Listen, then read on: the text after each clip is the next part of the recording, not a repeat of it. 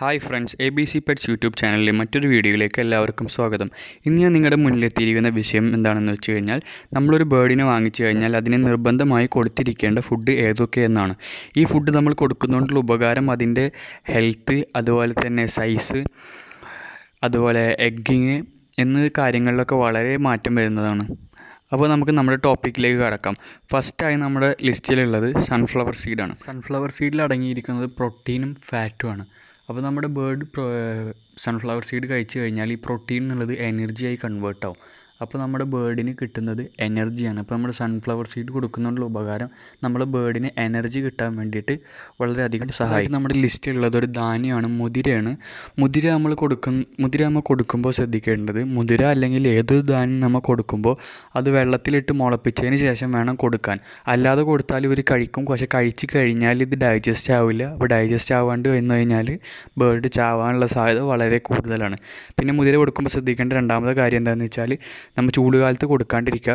ചൂടുകാലത്ത് ആഴ്ചയിൽ ഒരു ദിവസം അല്ലെങ്കിൽ കൊടുക്കുന്ന അളവ് വളരെ കുറയ്ക്കുക. കാരണം മുതിര ചൂടുള്ള സാധനമാണ്, കഴിച്ചതിന് ശരീരത്തിന് ചൂട് നൽകുന്ന സാധനമാണ്.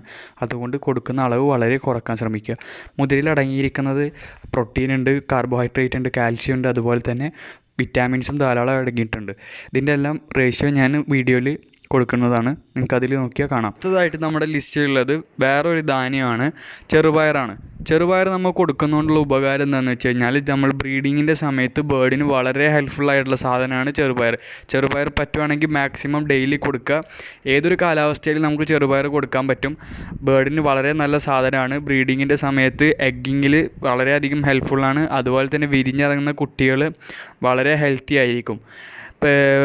ചെറുപയറിൽ അടങ്ങിയിരിക്കുന്നത് ഫാറ്റ് ഉണ്ട്, ഫൈബർ ഉണ്ട്, കാർബോഹൈഡ്രേറ്റ് ഉണ്ട്, പ്രോട്ടീൻ ഉണ്ട്. ഇതിൻ്റെ എല്ലാം റേഷ്യോ ഞാൻ വീഡിയോയുടെ ഡിസ്പ്ലേയിൽ കൊടുക്കണമെന്നാണ്. അതിൽ നോക്കിക്കഴിഞ്ഞാൽ നിങ്ങൾക്ക് കറക്റ്റ് റേഷ്യോ കാണാം. അടുത്തതായി നമ്മുടെ ലിസ്റ്റിലുള്ളത് വേറൊരു ധാന്യമാണ്, ഗ്രീൻ പീസ്. ഗ്രീൻ പീസിലാണ് ഏറ്റവും കൂടുതൽ കാൽഷ്യത്തിൻ്റെ കണ്ടൻറ്റ് ഉള്ളത്. അതുപോലെ തന്നെ പല വിറ്റാമിൻ്റെ കണ്ടൻറ്റും ഉണ്ട്.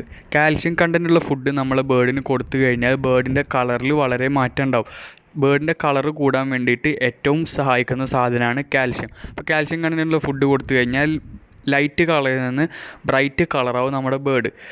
ഗ്രീൻ പീസിൽ അടങ്ങിയിരിക്കുന്ന വിറ്റാമിൻ്റെയും അതുപോലെ തന്നെ കാൽഷ്യത്തിൻ്റെ കണ്ടൻ്റ് എല്ലാം ഞാൻ വീഡിയോയുടെ ഡിസ്പ്ലേയിൽ കൊടുക്കുന്നതാണ്. അതിൽ നോക്കിക്കഴിഞ്ഞാൽ നിങ്ങൾക്ക് കാണാം. നമ്മുടെ വീഡിയോ ഇവിടെ വൈൻഡപ്പ് ചെയ്യുന്നതിന് മുന്നേ ഒരു ചെറിയ കാര്യം പറയാനുള്ളത്, നമ്മൾ ബേർഡിന് പ്രോട്ടീൻ കണ്ടൻറ്റുള്ള ഫുഡ് കൂടുതൽ കൊടുത്തു കഴിഞ്ഞാൽ ഉണ്ടാകുന്ന പ്രശ്നം, ആ പ്രശ്നം നമുക്ക് എങ്ങനെ അവോയ്ഡ് ചെയ്യുക എന്നുള്ളത് അടുത്തൊരു വീഡിയോയിൽ ഞാൻ പോസ്റ്റ് ചെയ്യുന്നതായിരിക്കും.